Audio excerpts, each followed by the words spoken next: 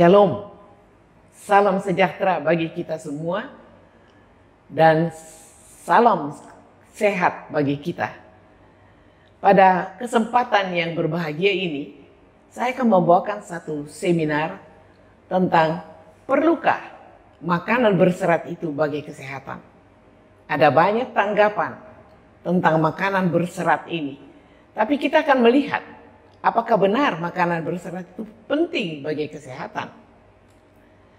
Direktur Jenderal dari Organisasi Kesehatan Sedunia atau WHO, Dr. Margaret Chan mengatakan bahwa tantangan yang terbesar dari kesehatan dewasa ini adalah meningkatnya penyakit-penyakit yang bukan infeksi atau non-communicable diseases, yaitu penyakit-penyakit degeneratif seperti penyakit stroke, diabetes, kanker, penyakit jantung koroner, dan penyakit saluran pernafasan.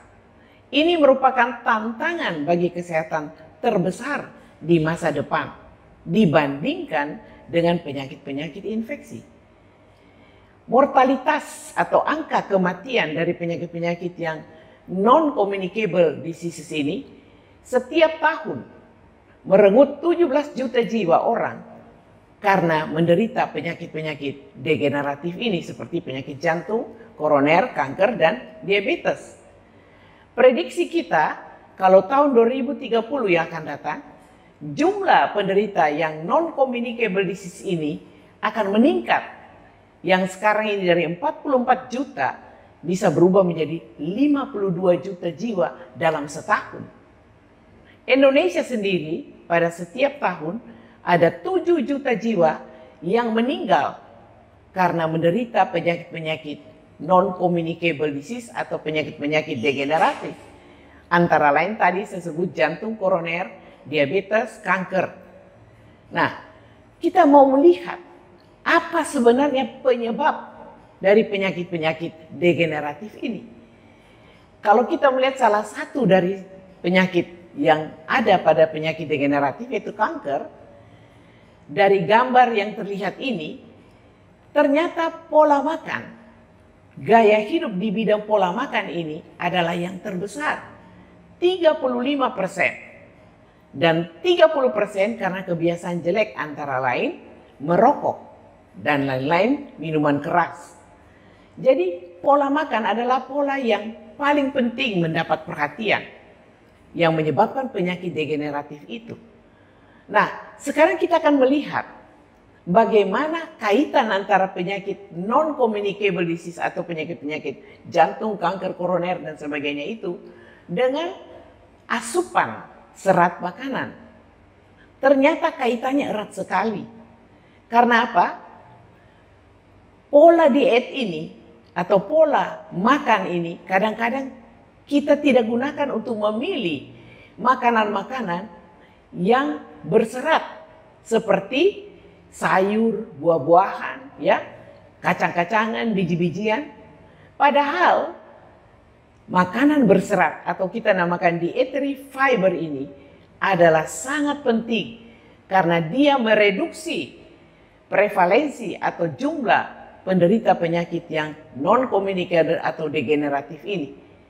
Ternyata sumber makanan yang berserat ini berasal lebih banyak pada tumbuh-tumbuhan. Pada daging kita tidak temukan makanan berserat. Dari gambar ini kita melihat konsumsi sayuran di negara-negara Asia, termasuk Tiongkok. Ternyata Tiongkok masih di atas menggunakan sayuran per kapita per tahun. Ya, Laos yang pertama 2,34 kilo dan Tiongkok adalah 1,42 kilogram. Sedangkan Indonesia paling kecil, hanya 3,3 saja ya, per tahun per kapita. Jadi kita lihat di sini konsumsi sayuran di negara kita ini sangat kecil. Padahal kita ini punya tanaman pertanian yang cukup besar. Kalau kita lihat lagi negara dengan konsumsi daging yang paling tinggi ternyata Amerika. Jangan heran kita melihat bahwa penyakit-penyakit degeneratif ini termasuk penyakit jantung dan kanker paling banyak terdapat di negara Paman Sam ini atau Amerika. Indonesia menurut Biro Pusat Statistik di tahun 2021 yang konsumsi daging sapi 0,038 per kilogram per kapita per bulan. Jadi rata-rata 3 kilo ya dalam 1 bulan. Begitu dengan daging ayam masih lebih tinggi ya 0,538 kilogram per kapita per bulan. Ikan lebih banyak 1,5 kilogram per kapita per bulan. Sedangkan yang konsumsi tahu masih di bawah daripada daging ya, daripada daging ikan ini, yaitu cuma 0,675 kilogram per kapita per bulan. Padahal tahu dan tempe adalah sumber protein yang cukup bagus ya dan tidak mengandung banyak lemak yang merusakkan tubuh. Sekarang kita mau pelajari dulu apakah yang dimaksud dengan makanan berserat atau dietary fiber dan jenis makanan mana yang tinggi seratnya dan bagaimana mekanisme makanan serat ini berkaitan dengan kesehatan tubuh kita serta kebutuhan serat ini dalam sehari yang direkomendasikan. Nah, sebenarnya batasan dari serat ya, atau dietary fiber ini itu sebenarnya termasuk sejenis karbohidrat ya dalam makanan nabati dari sereal, buah-buahan, sayuran, ya kacang polong, ya dan lentil, biji-bijian yang bisa dicerna, tetapi enzim itu tidak sampai mencernakan habis. Dia tinggal dalam bentuk serat, walaupun dia adalah karbohidrat dan dia tidak meninggikan kadar gula di dalam darah seperti karbohidrat yang lain. Jadi kita bedakan ini dengan apa yang disebut crude fiber, ya, yaitu serat-serat yang kasar. Tapi ini khusus dari tumbuh-tumbuhan yang kita makan setiap hari. Pada waktu kita makan makanan yang berserat ini, dia masuk dari mulut, lambung, masuk ke usus. Dan di usus dia akan mengikat air dan racun-racun. Dia melancarkan pencernaan kita. Serat ini tidak sekedar melewati usus halus, tetapi dia akan masuk dalam pencernaan kita dan dia mengaktifkan bakteri yang ada di usus yang kita namakan probiotik. Sampai di usus besar juga ikut membentuk tekstur dari tinja sehingga mudah dikeluarkan. Adapun asupan serat ini mengatur gerakan atau peristaltik dari usus. Jadi makanan serat ini perlu sekali. Kenapa? Dia membantu proses pencernaan dan pada waktu dia dicernakan, dia mengikat atau dia bonding ini kolesterol jahat, LDL, menurunkan kadar kolesterol ini, gula darah ikut diturunkan dan berat badan juga akan menurun oleh karena kita mengalami proses kenyang yang cukup lama. Dan dengan adanya peristaltik usus yang bagus, dapat dicegah proses sembelit atau konstipasi. Banyak orang-orang katakan atau mengeluh, saya tidak dapat ke belakang dengan baik. Kenapa? Karena mereka kurang makan makanan berserat.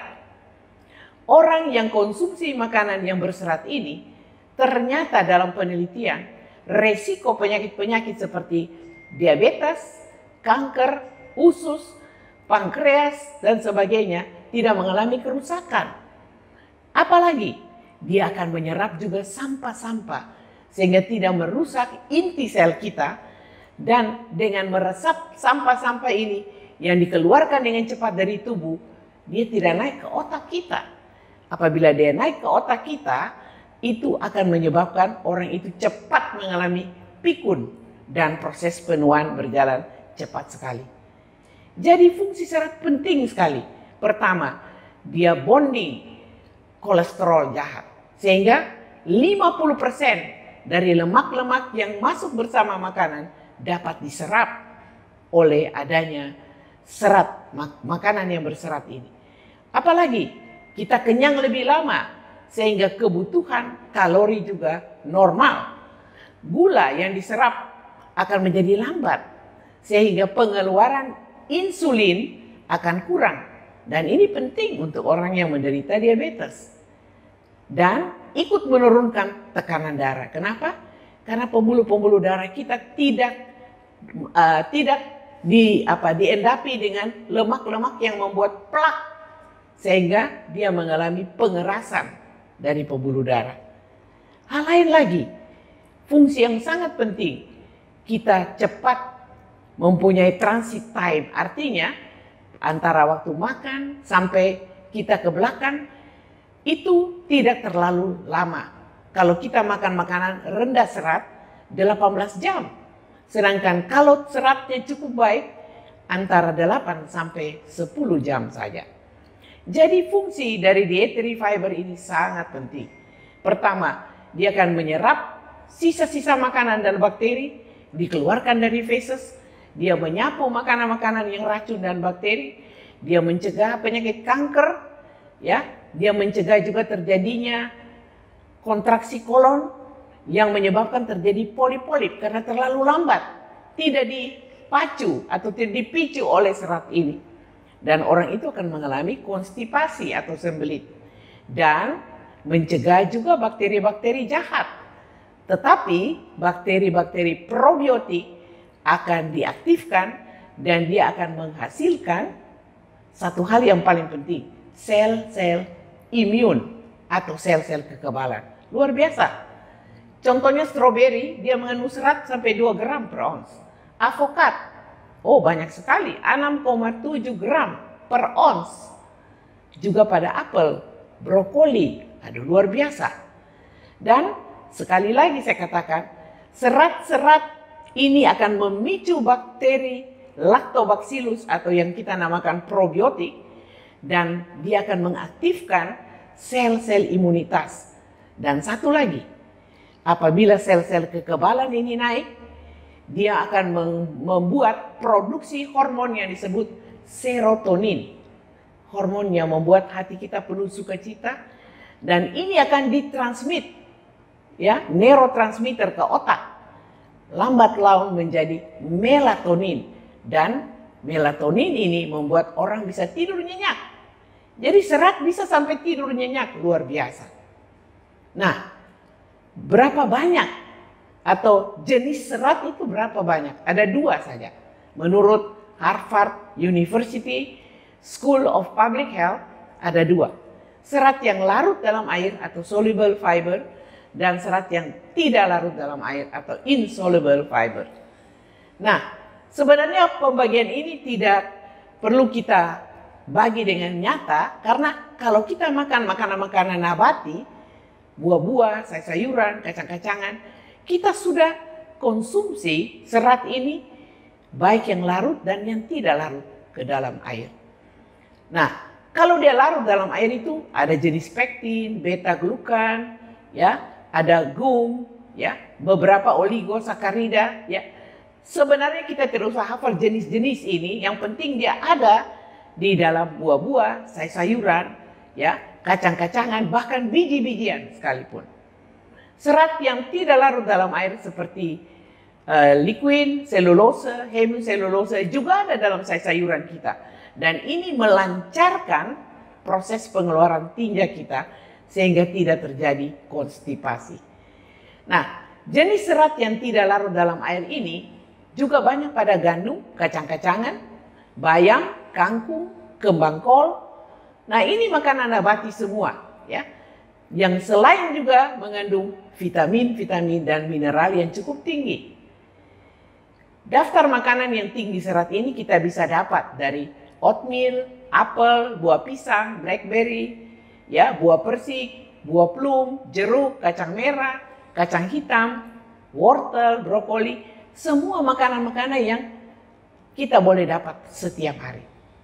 Nah, sekarang mengenai kebutuhan serat ini, WHO memberikan rekomendasi rata-rata setiap orang memerlukan 25 sampai 30 gram sehari.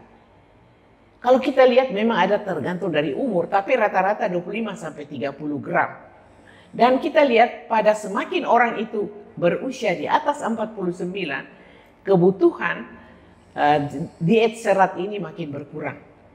Orang Indonesia ternyata pada waktu diteliti, mereka cuma konsumsi serat hanya sepertiga daripada kebutuhan. Jadi banyak sekali yang mengalami gangguan pencernaan ini. Hal lain lagi kalau kita lihat mekanismenya, bagaimana fungsi serat ini terhadap pencernaan kita. Yang pertama, mengenai pelancaran pencernaan. Saya tadi sudah singgung, apabila kita makan makanan berserat, maka gerakan usus atau peristaltik ini jalan lancar. Karena dia berjalan lancar, usus besar kita tidak membentuk polip-polip. Pada penelitian dari Prof. Hiromi sendiri menyatakan bahwa polip-polip ini bisa berdegenerasi menjadi kanker-kanker pada usus besar.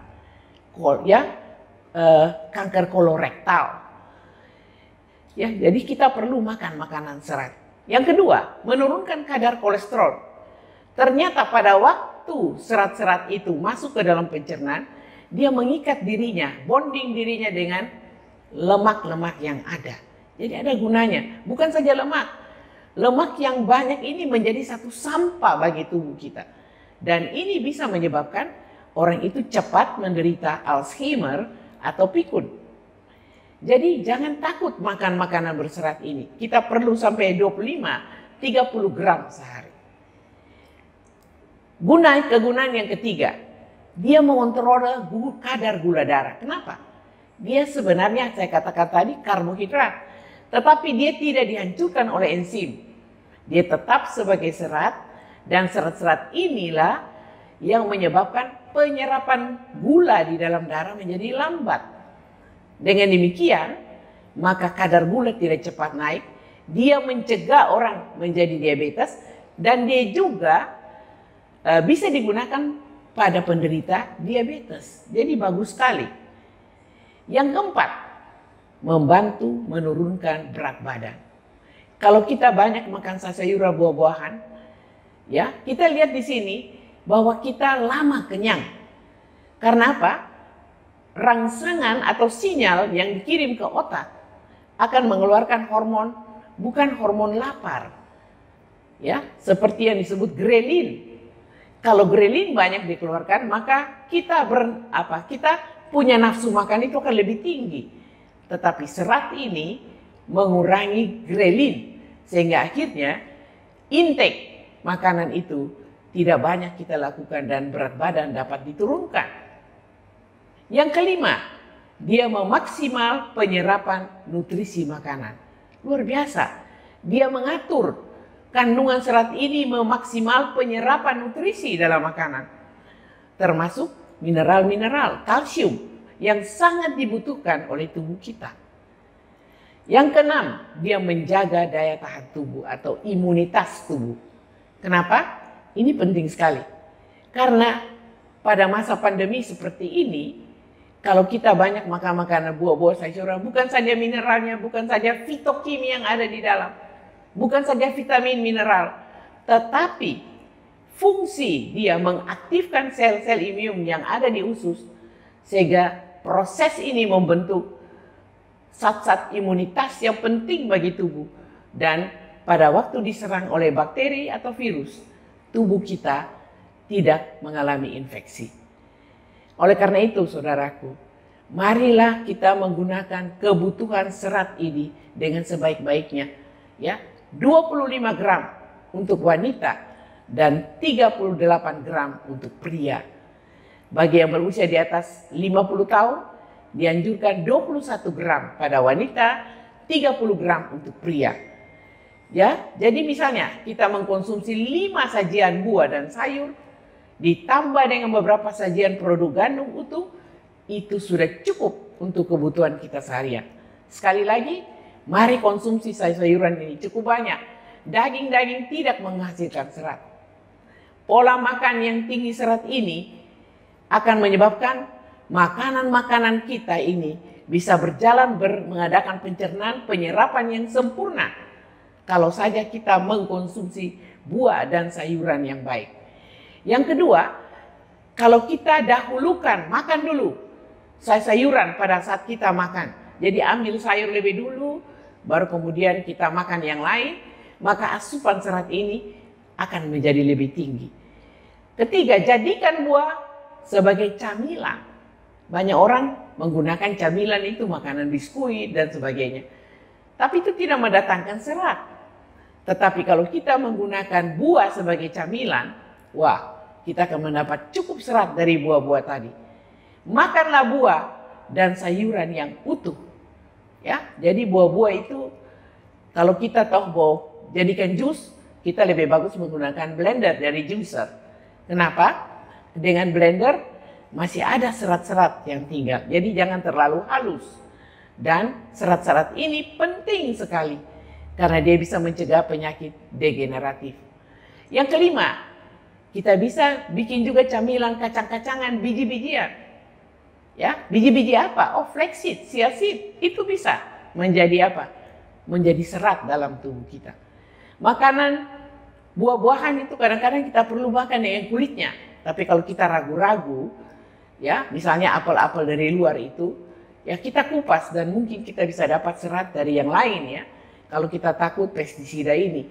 Tapi kalau kita bisa jamin, ya barangkali itu makanan organik, silakan makan buah apel dengan kulitnya itu. Sangat tinggi sekali seratnya di bagian kulit. Jadi sekali lagi, serat sangat penting bagi proses pencernaan kita. Serat bisa mencegah penyakit-penyakit degeneratif, kanker dan sebagainya. Perolehlah manfaat serat ini seoptimal mungkin. Karena serat-serat ini kita bisa mencegah juga imunitas kita akan lebih tinggi dan mencegah infeksi yang terjadi karena bakteri dan virus. Kalau kita makan makanan tinggi serat yang larut dalam air, kita bisa dapat dari kacang hitam, ya, bisa dari wortel, ya. Kalau kacang hitam kita lihat kita bisa dapat dari 1/4 cangkir saja sudah 125 gram kacang hitam mengandung 5,4 gram serat. Wortel juga banyak sekali serat. Dari 128 gram wortel bisa menghasilkan 4,6 sampai 5 gram serat yang ada. Ya, kita bisa makan brokoli mengandung kadar vitamin C, K, kalium. Ya, dan juga kita lihat brokoli yang matang saja 92 gram ada 1,5 gram serat yang ada. Ubi, umbi-umbian ini juga bagus sekali. Dia juga mengandung serat yang tinggi. Ya, 1,8 gram dari 160 gram ubi. Kacang merah, wah, seringkali ini dicampur dengan jadikan sop atau topping es campur. Ya, ada 133 gram, ada 3/4 cangkir, ada kurang lebih 3 gram. Oat, nah ini juga olahan dari biji gandum. Dia juga mengandung dari 100 gram oat kering, ada 4,2 gram serat yang larut. Apel, saya sudah katakan tadi, apel juga mengandung serat. Flaxseed, ya, 1 sendok makan flaxseed saja mengandung 3,5 gram serat dan 2 gram protein yang ada dalam makanan kita. Jadi begitu banyak buah-buah dan sayur-sayuran dan biji-bijian di sekitar saudara dan saya yang mengandung serat yang sangat berguna. Kesimpulan yang penting bagi kita adalah kita tetap menganggap bahwa serat itu adalah jenis karbohidrat yang kompleks dalam makanan nabati dan tidak dapat dicerna dan diserap tubuh sebagai gula. Ya, dan dia melancarkan pencernaan, dia menurunkan kadar kolesterol, dia mencegah konstipasi atau sembelit, dan dia juga mencegah polip-polip usus yang bisa berkembang menjadi kanker dan wasir. Serat juga menumbuhkan bakteri di usus sampai menghasilkan sel-sel imun. Ya, bisa bekerja dengan baik untuk kekebalan tubuh kita.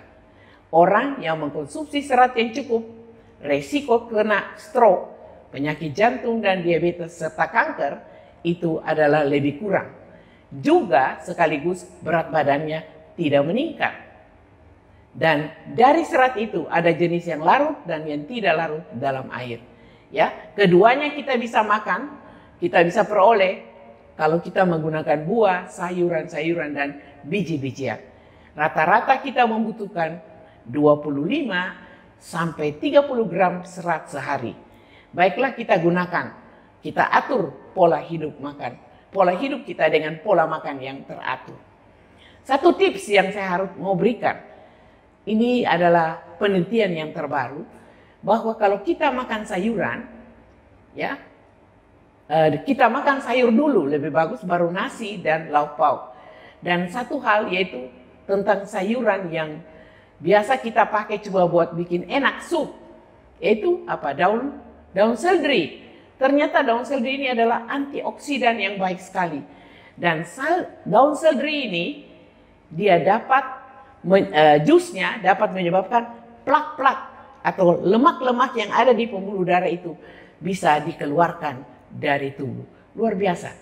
Karena itu jangan ragu-ragu makan makanan yang berdasarkan tumbuh-tumbuhan.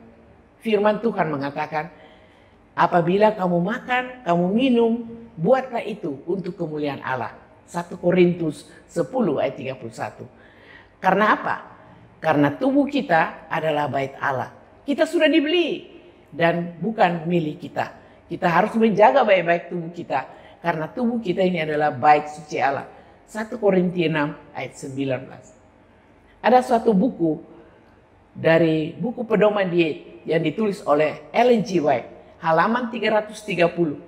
Di dalam buah-buahan, biji-bijian, sayuran, ditambah kacang-kacangan, semua itu mengandung sari makanan atau serat yang kita sangat butuhkan. Halaman 425, makanan daging tidak menghasilkan serat, bahkan lemak yang tinggi, yang perlu untuk kesehatan, padahal serat ini sangat berguna. Serat yang ada pada buah-buahan, sayur-sayuran, biji-bijian, dan kacang-kacangan sangat penting bagi kesehatan tubuh kita. Baiklah kita intake itu. Setiap hari kita membutuhkan 25-30 gram. Itulah yang dapat kami bawakan. Kiranya dengan adanya seminar ini, kita mulai mengatur pola makan kita. Banyak makan buah-buah, sayur-sayuran, ya, dan kacang-kacangan serta biji-bijian atau plant-based diet yang paling penting. Karena di sana kita dapati serat atau dietary fiber yang sangat berguna bagi kesehatan pencernaan, bahkan mencegah penyakit-penyakit yang bersifat degeneratif. Tuhan berkati kita pada saat kita memilih makanan yang sehat bagi tubuh kita. Tuhan memberkati kita. Amin.